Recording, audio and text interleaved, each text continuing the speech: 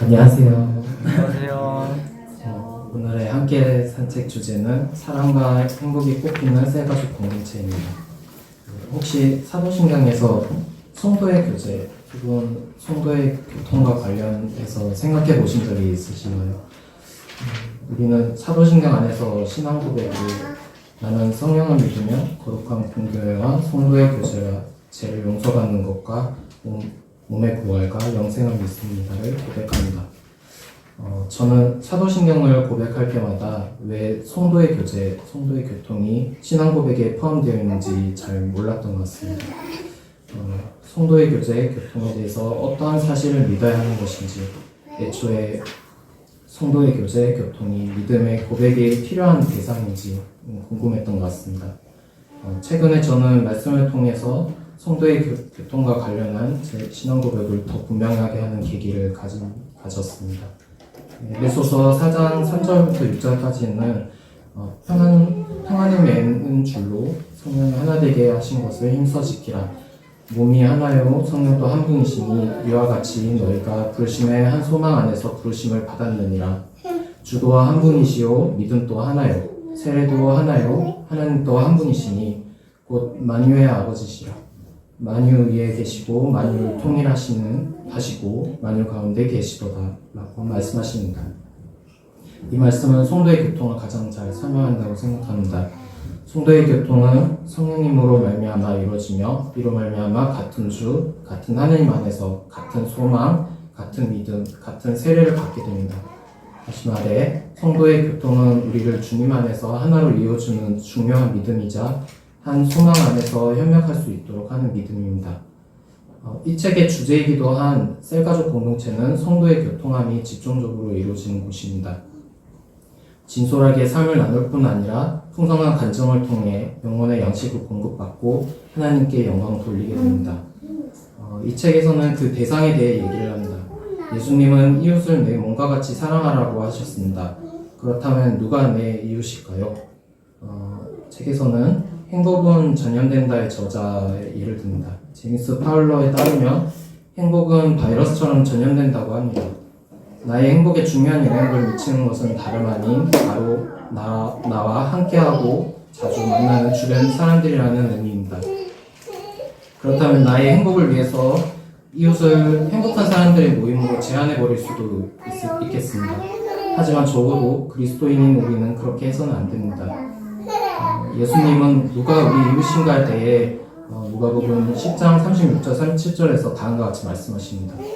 내 생각에는 이 세 사람 중에 누가 강도 만난 자의 이웃이 되겠느냐 이르되 자비를 베푼 자니이다.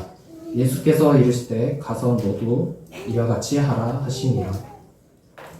예수님은 불행 중에 있는 사람과 이웃이 되라고 하십니다. 예수님의 말씀으로 우리의 신앙은 세상을 변화시킬 힘을 가집니다.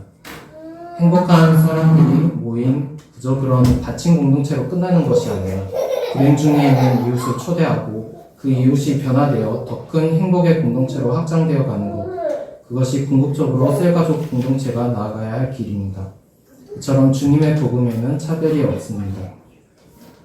복음은 차별이 없고 우리의 궁극적인 목표가 예수 그리스도의 장성한 분량에 이르는 것인 만큼 셀가족 공동체에는 다양한 지체가 있습니다. 이런 이유로 셀가족 공동체에는 돌봄과 섬김이 필요합니다. 누군가는 영적으로 성숙하고 누군가는 연약합니다. 이 역시 주님께서 우리에게 주신 은혜입니다. 영적으로 어린 셀가족은 셀가족 공동체에서 사랑과 돌봄을 통해 함께 예수 그리스도께로 나아가게 되며 그 과정에서 그리스도의 사랑을 느낍니다. 이는 마치 자녀가 가정 안에서 사랑으로 성숙해가는 것과 비슷합니다. 반면에 영적으로 성숙한 셀가족은 나의 작은 돌봄을 통해 다른 사람을 사랑하시는 그리스도를 경험하게 됩니다. 이는 성도를 온전하게 하여 봉사의 일을 하게 하며 그리스도의 몸을 세우려 하신 에베소서 4장 12절 말씀처럼 셀가족 공동체는 주님의 임재를 느끼며 예수 그리스도의 장성한 분량에 이르기 위해 서로를 이끄는 모습을 가지고 있습니다. 두 날개에서는 대그룹 예배와 소그룹 모임이 각 날개가 되어 날아오른다고 합니다. 이처럼 셀가족 공동체는 소그룹 모임으로 구체적인 삶을 나누고 개별적인 은혜를 누림으로써 대그룹에서 나눌 수 없는 삶을 세세하게 듣고 셀 가족과 나눔으로 하나님의 사랑을 경험하고 체험합니다. 또한 서로 합심하여 문제를 놓고 함께 기도하면서 진정한 영적 가족애를 느낍니다. 마지막으로 이 책을 느끼며 도전이 되었던 것은 나누겠습니다. 오늘이 스승의 날이기도 한데 저는 우리 교회의 리더들이 주어진 권위가 아닌 획득된 영적 권위로 리더십을 발휘하고 있음을 잘 알고 있습니다. 여기서 두 권위의 비교 설명을 드리자면 주어진 권위는 세상에서 드러나는 권위적이고 군림 많은 리더십으로 조직을 체계화하고 단체를 이끄는 형태로 나타난 것을 의미합니다. 반면에 성경에서 말씀하는 리더십은 모든 영광이 주님께 돌아가는 획득된 권위로 섬기는 형태로 나타납니다. 획득된 권위는 새로운 리더를 세우기에 적합하다고 합니다. 이 땅의 모든 그리스도인들은 세상을 다스리는 리더로 부름받았고 하나님의 부르심에 순종하면 만들어 쓰신다고 합니다. 그러기에 셀가족 공동체 안에 속해 있으면서 자연스레 하나님께서 맡기신 사역을 깨닫고 리더의 위치에서 다른 사람을 섬길 기회를 얻고 이를 위해 리더십을 절실히 강구하고 기도해야 한다고 합니다. 이 시간을 통해 제게 부족했던 모습들을 돌아보게 되었습니다. 그리고 목사님을 비롯한 우리 교회의 리더들을 위해서 그리고 제 자신의 리더십을 강구하고자 기도를 계속 해나가기로 결단합니다.